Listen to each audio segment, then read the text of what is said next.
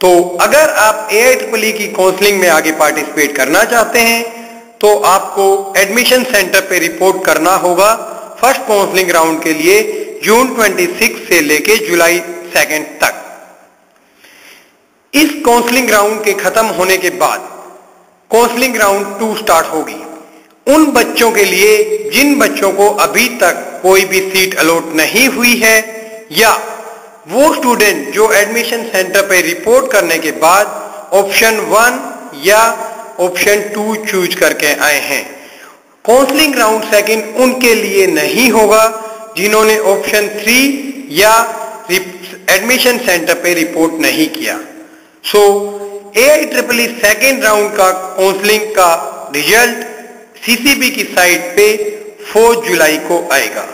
Same result related update आप entrancescorner.com पे भी देख सकते हैं। 4 जुलाई के बाद एडमिशन सेंटर पे रिपोर्ट करने का प्रोसेस स्टार्ट होगा, सेम वे में जो प्रोसेस फर्स्ट राउंड के बाद हुआ था। रिपोर्ट करने की डेट, पर्सनल रिपोर्टिंग की डेट 5 जुलाई से लेके 9 जुलाई तक होंगी। इनमें उन स्टूडेंट को रिपोर्ट करना है जिन लोगों को फ्रेश चॉइस मिली है। उनको अपने डॉक्यूमेंट वेरीफाई करवाने हैं, टोकन फीस देनी है, ऑप्शन 1, 2 या ऑप्शन 3 में से एक ऑप्शन चूज करना है। ऑप्शन 1 से लेके ऑप्शन 3 का एक्सप्लेनेशन हम पहले दे चुके हैं। अब वो लोग बचे जिन्होंने पहले राउंड में ऑप्शन 1 या 2 चूज किया था। इनमें से वो लोग एडमिशन सेंटर पर रिपोर्ट करेंगे जो इस बार अपने ब्रांच या कॉलेज अलॉटमेंट से खुश हैं, और वो लोग रिपोर्ट नहीं करेंगे जो अभी भी अपनी ब्रांच या कॉलेज से खुश नहीं हैं। वो अपने घर पे बैठ सकते हैं और तीसरी राउंड का वेट कर सकते हैं। लेकिन वो लोग जो ऑलरेडी इस बार सेटिस्फाइड है अपने ब्रांच या कॉलेज से, तो एडमिशन सेंटर पे रिपोर्ट कीजिए, अपनी अलॉटमेंट लीजिए, चेंज अलॉटमेंट लीजिए एंड आप अपने घर पे जा सकते हैं और इस बार आप ऑप्शन नंबर 3 चूज कर सकते हैं because you are satisfied.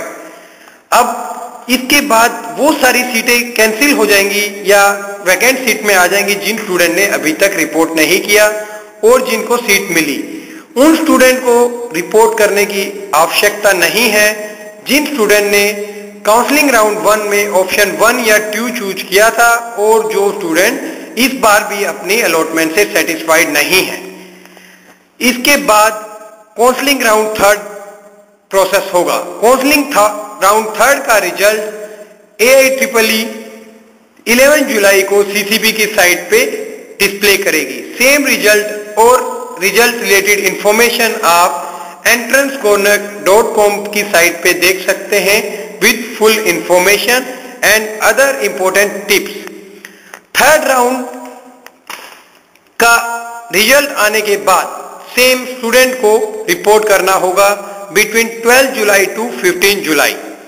Third round एक सबसे ज्यादा इंपॉर्टेंट राउंड है AIEEE के लिए, क्योंकि इस राउंड में सब कुछ पहले जैसा नहीं होने वाला। इस राउंड के बाद इस राउंड में आपको रिपोर्ट करना है बिटवीन 12 एंड 15 जुलाई के बीच में।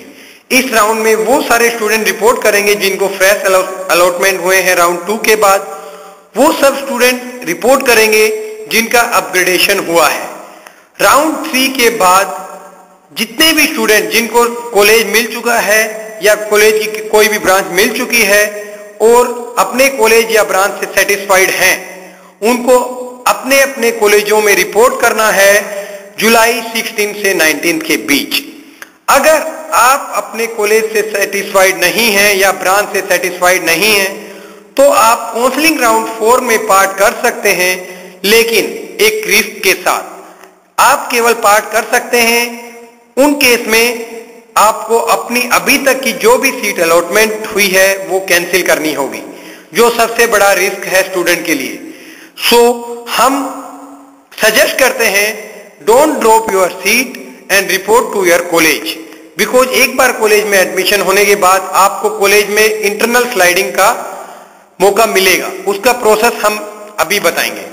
सो राउंड 4 में केवल वो पार्टिसिपेट कर पाएंगे जिनको अभी तक कुछ नहीं मिला है या वो स्टूडेंट जो रिस्क लेके अपनी अभी तक की सारी सीट कैंसिल करना चाहते हैं और आगे बढ़ना चाहते हैं, एक बात का ध्यान रखिए, अपग्रेडेशन के बाद आपकी पिछली सीट ऑटोमेटिक कैंसिल हो जाएगी और न्यू सीट आपको अलॉटमेंट हो जाएगी। अपग्रेडेशन के बाद आप अपनी पिछली सीट जाके क्लेम नहीं कर सकते।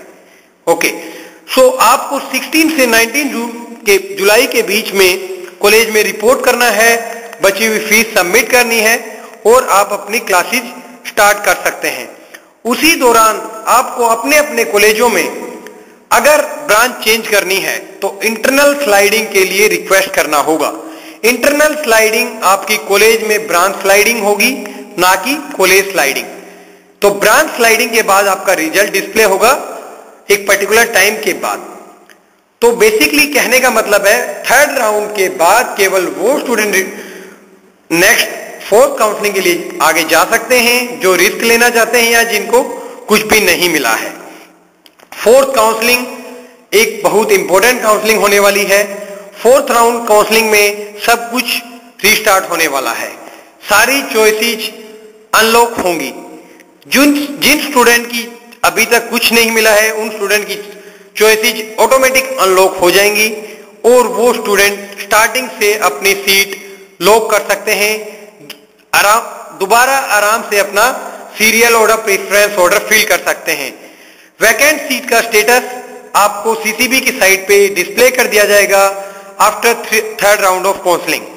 लेकिन ध्यान रखिए, आपको अपनी सीट लॉक 19 जुलाई से पहले करनी होगी, 19 जुलाई बिफोर 5 PM।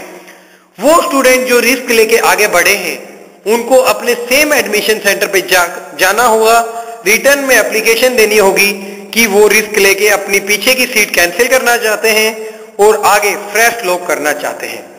फोर्थ काउंसलिंग का रिजल्ट 22 जुलाई को सीसीबी की साइट पे आएगा। सारी important information related to AIEEE counselling आप entrancescorner.com की साइट पे चेक कर सकते हैं। entrancescorner.com की साइट पे काउंसलिंग की इंपॉर्टेंट इंफॉर्मेशन के अलावा आने वाली प्रेडिक्शन और इंपॉर्टेंट टिप्स और एक्सपर्ट का खुला एक्सेस होगा। तो ध्यान रखिए, आप अपनी side by side entrancescorner.com site browse करते रहिए इंफॉर्मेशन को एक्सेस करने के लिए। फोर्थ काउंसलिंग का रिजल्ट 22 जुलाई के आने के बाद आपको फोर्थ काउंसलिंग की रिपोर्टिंग करनी होगी 22 से लेके 27 जुलाई तक। लेकिन इस बार आपको रिपोर्टिंग एडमिशन सेंटर पे ना करके अपने अपने अलॉटेड इंस्टीट्यूट्स में करनी है। वहां पे आपको अपनी फीस सबमिट करनी है, डॉक्यूमेंट वेरीफाई करने हैं। क्लासेज ऑलरेडी स्टार्ट हो चुकी हैं, सो आप अपना कॉलेज स्टार्ट कर सकते हैं।